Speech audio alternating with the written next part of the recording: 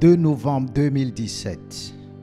De gros nuages noirs se forment dans le ciel du marché d'Adjagoulé à Dantokba.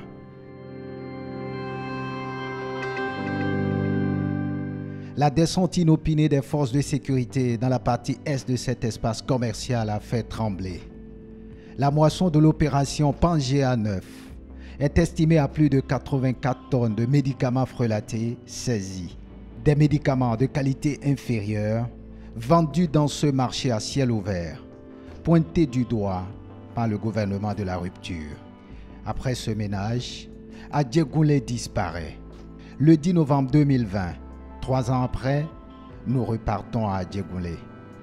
Aucune trace de médicament n'a pu être observée. Cet usager nostalgique des avantages pécuniaires que lui procurait le marché à Adjagoulé perçoit tout de même le bien fondé de l'opération Pangea 9. Le président a dit que vraiment que on ne peut pas, on ne va plus vendre les faux médicaments dans le marché. Donc c'est à cause qu'il a détruit le marché. Mais c'est bon, le faux là, franchement parlant, ça ne fait pas du bien à l'organisme. Le gouvernement soulève ainsi le lièvre, mais pas sans trace. Nombreux sont des Béninois qui traînent encore des séquelles de ce marché de vente de médicaments de qualité douteuse. Aujourd'hui, nous avons plein d'insuffisances qui sollicitent nos services. Nous avons plein d'autres maladies qui sont souvent du fait de ces médicaments frelatés. Nous avons des maladies et des morts évitables parce que ces malades utilisent des médicaments qui ne sont pas de bonne qualité. Donc, il fallait le faire à un moment donné. Le réseau de Adjagoulé a été démantelé totalement, rasé totalement, mais derrière, nous avons continué l'action et chaque jour, les services de l'autorité béninoise de régulation pharmaceutique, en collaboration avec celle du ministère de l'Intérieur et de la douane, sont aux trousses de ces faussaires qui inondent nos marchés de médicaments frelatés. La thérapie du sous-secteur pharmaceutique va au-delà du marché Adjagoulé. Elle permet au Bénin d'être en harmonie avec les exigences de l'UEMOA. Il fallait donc que la loi type de l'Union africaine soit mise en œuvre, cette loi type sur la réglementation des produits médicaux soit mise en œuvre au Bénin. Il fallait également se conformer aux exigences de cette loi type qui veut que les directions en charge de la pharmacie et des médicaments des pays membres puissent être transformées en agences de régulation ou autorités de régulation pharmaceutique. Une autre exigence sur le plan international cette fois-ci, c'est la mise en œuvre de la Convention Médicrime qui lutte sérieusement contre la criminalité pharmaceutique. Et enfin, il fallait aussi que notre pays se conforme aux directives de l'UEMOA en matière d'harmonisation de la réglementation pharmaceutique.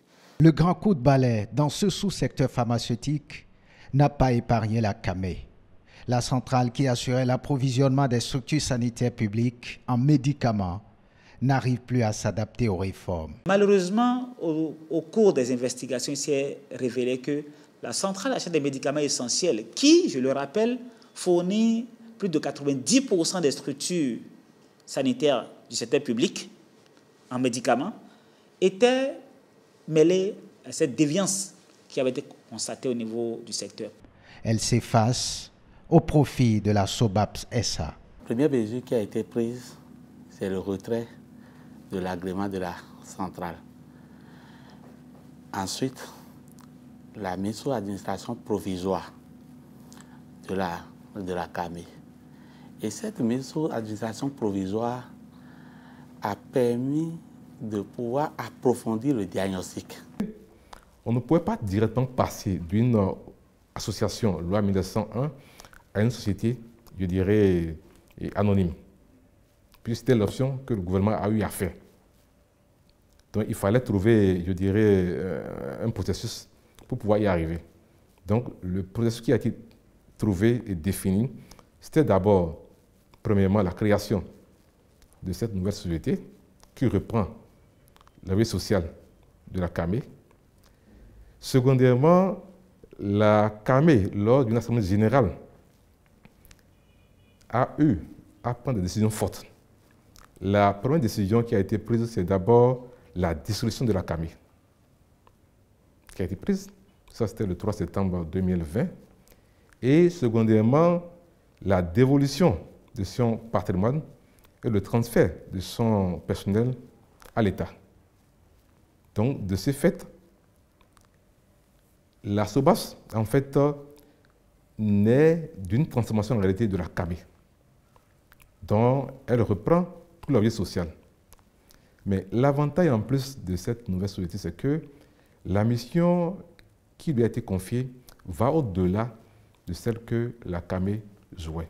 Une mutation qui oblige au respect de certaines dispositions. Par ailleurs, la centrale digitale des médicaments essentiels évolue suivant un mode d'organisation non gouvernementale, selon la loi de 1901.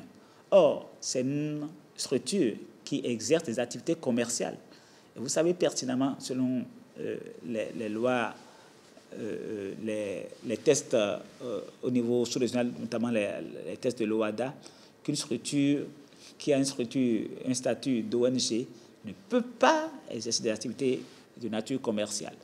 Cela a fait qu'il était important de pouvoir non seulement assainir ce qui se passait au niveau de la centrale des médicaments essentiels, mais également de lui donner un statut normal. La CAME réformée en SOBAPESA se renforce et retrouve ses lettres de noblesse. Autrefois, les marchés parallèles, les marchés illicites, les réseaux de trafic de médicaments perturbaient également le travail de la société, de sorte que nous avions des difficultés à maîtriser les besoins du pays. Aujourd'hui, les besoins du pays sont assez maîtrisés et vous voyez, nous savons combien de temps ces produits qui sont entreposés ici doivent couvrir et pendant combien de temps il faut prendre donc des dispositions pour pouvoir assurer le réapprovisionnement.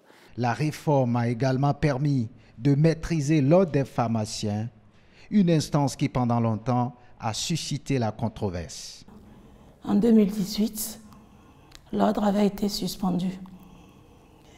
Mais grâce aux réformes du gouvernement du président Patrice Talon, nous avons pu, selon un processus, arriver à installer les nouvelles instances de l'ordre. Et nous en remercions le gouvernement. Un vent de réforme qui aseptise le sous-secteur pharmaceutique au Bénin, rassure les acteurs du sous-secteur et les Béninois en général.